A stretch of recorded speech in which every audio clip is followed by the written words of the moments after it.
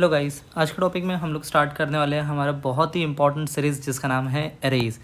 Arrays एक one of the important topic है placement point of view से भी और प्रोग्रामिंग को बहुत डिटेल में अंडरस्टैंड करने के पॉइंट ऑफ व्यू से भी। लेट जस्ट से एरे का इंपॉर्टेंस सबसे पहले हम लोग डिस्कस करते हैं कि वाई एरे, सबसे पहले एरे एग्जिस्ट ही क्यों करता है या एरे का इंपॉर्टेंस क्या है। लेट जस्ट से गाइस मुझे एक बात बताओ, जैसे कि हम एक वेरिएबल में एक वैल्यू स्टोर करते हैं, जैसे कि हमने ए स्टोर करा दिया हमारे 10 स्टोर करा दिया ए के अंदर। जैसे हमने हमेशा बात कर रहे थे हमारा राइट हैंड साइड की वैल्यू हमारे लेफ्ट हैंड साइड के अंदर जाके स्टोर हो जाती। तो अभी मुझे एक सिंपल सी बात बताओ, क्या इसके अंदर मैं कॉमा पुट करके 20 स्टोर कर सकता हूँ? नहीं, ये तो पॉसिबल नहीं है हमारे सी लैंग्वेज के अंदर या किसी भी प्रोग्रामिंग लैंग्वेज के अंदर। इंस्टेड ऑफ दिस हम लोगों ने ऐसा कुछ काम किया है, A equals to 10 B equals to 20 और फिर प्रिंट करा दिया हमने कुछ ए प्लस बी। इस तरह से हम लोग सम कर सकते हैं, दो नंबर को हम दो अलग अलग वेरिएबल में स्टोर कर सकते हैं। बट एक सिचुएशन ले लेते हैं, जैसे कि लेट जैसे मुझे मार्क्स स्पेसिफाइड करने हैं, मुझे क्या करना है, मार्क्स स्पेसिफाई करने हैं कुछ स्टूडेंट के। वी हैव 5 स्टूडेंट, ओके, 5 हमारे पास में स्टूडेंट है।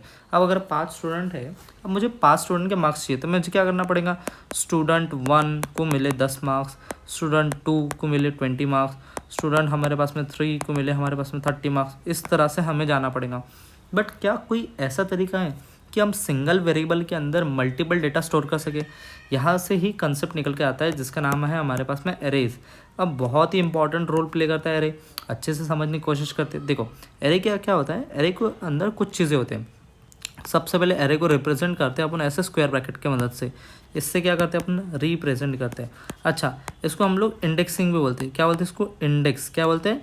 इंडेक्स। फिर से एक बात कोर्स से सुनना, इसको बोलते हैं हम इंडेक्स।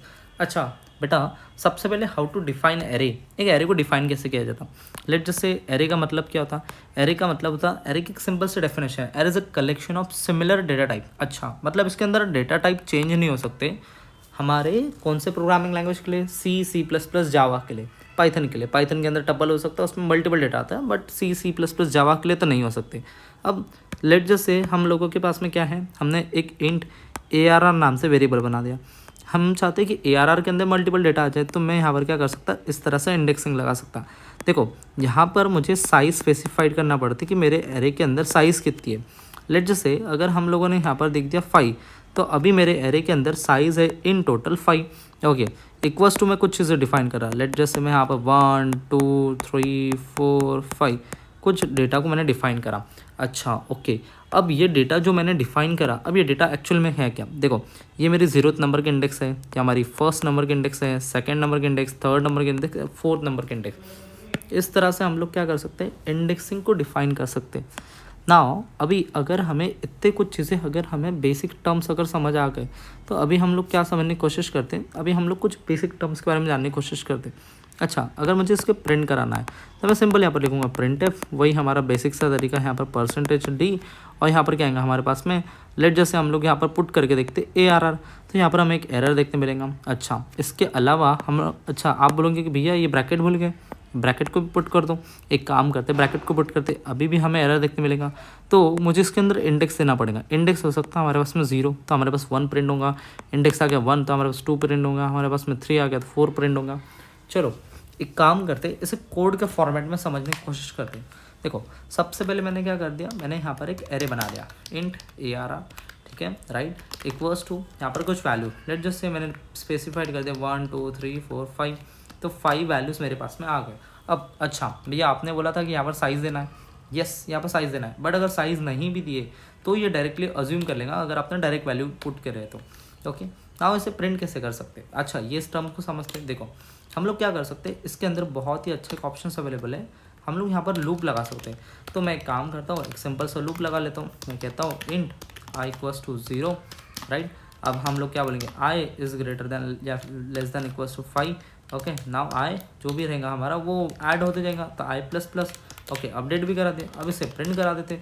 मैंने कर दिया प्रिंट एफ %d, क्योंकि इंटीजर डेटा टाइप का यूज़ करें, थोड़ी सी स्पेस देता हूँ ताकि मुझे थोड़ी सी स्पेस मिले ईच एंड एवरी एलिमेंट के बीच में।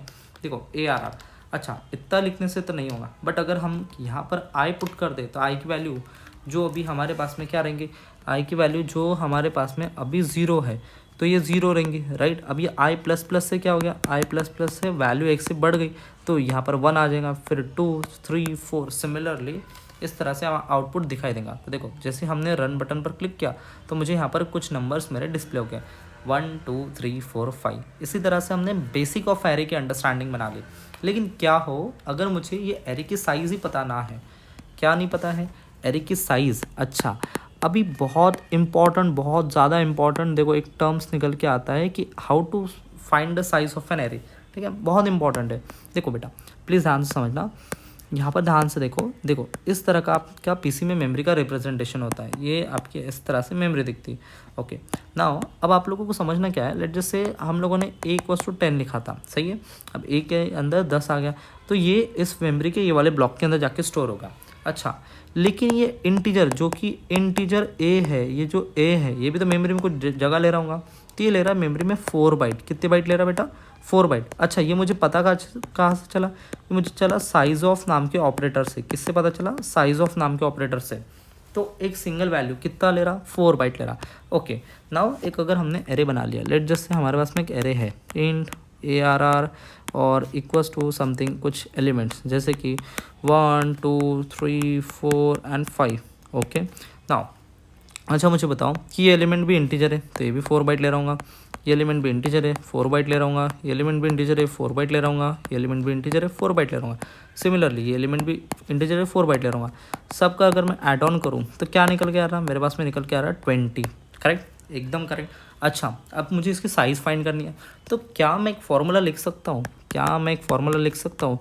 इन size equals to I put यहाँ पर साइज ऑफ ARR। अच्छा साइज ऑफ ARR, अब पूरी की पूरी एरे की साइज मतलब ये 20, राइट। तो यहाँ पर आ गया हमारे पास में 20 डिवाइडेड बाय हम लोग लिखेंगे यहाँ पर size of ARR of index number 0। अच्छा मतलब पहला इंडेक्स ये वाला इंडेक्स ये वाला इंडेक्स डिवाइडेड बाय मैंने यहाँ पर क्या पुट कर दिया? यहाँ पर पुट कर दिया 4, क्योंकि पहले इंडेक्स तो 4 की साइज़ लेगा। तो अभी साइज़ क्या निकली? 5। देखो अभी यहाँ पर इस तरह से हम लोग साइज फाइंड कर सकते हैं। तो फॉर्मूला क्या बना? Size of ARR divided by size of ARR of index number 0। अच्छा ये हमेशा वैलिड रहेगा। देखो मैं एग्जांपल देता हूँ। देखो जैसे कि हम लोगों को यहाँ पर एक फार्मूला पुट करना पड़ेगा कि हमने एक फार्मूला पुट कर दिया, सिंपल सा फार्मूला हमारा इन साइज इक्वल्स टू क्या है formula? Size of ARR divided by size of यहाँ पर क्या लिखेंगे? ARR of index number 0, right. एकदम परफेक्ट ना।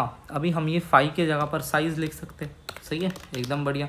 अब देखो अगर अभी रन करेंगे स्टिल वर्किंग। अच्छा कुछ एलिमेंट्स में ऐड ऑन करा दूँ, अगर हम लोग यहाँ पर आ जाए और कुछ एलिमेंट को ऐड करने की कोशिश करूँ जैसे कि 6 7 8 9 फिर सिमिलरली वी हैव 10, राइट। तो इस तरह से कुछ एलिमेंट में अगर ऐड ऑन करने की कोशिश करो तो अभी आउटपुट क्या आएगा इस बारे में डिस्कशन करते हैं। देखो अभी डायरेक्टली 10 आ गया। अभी मुझे इस जगह पर साइज़ बताने की नीड नहीं रही, ये ऑटोमेटिक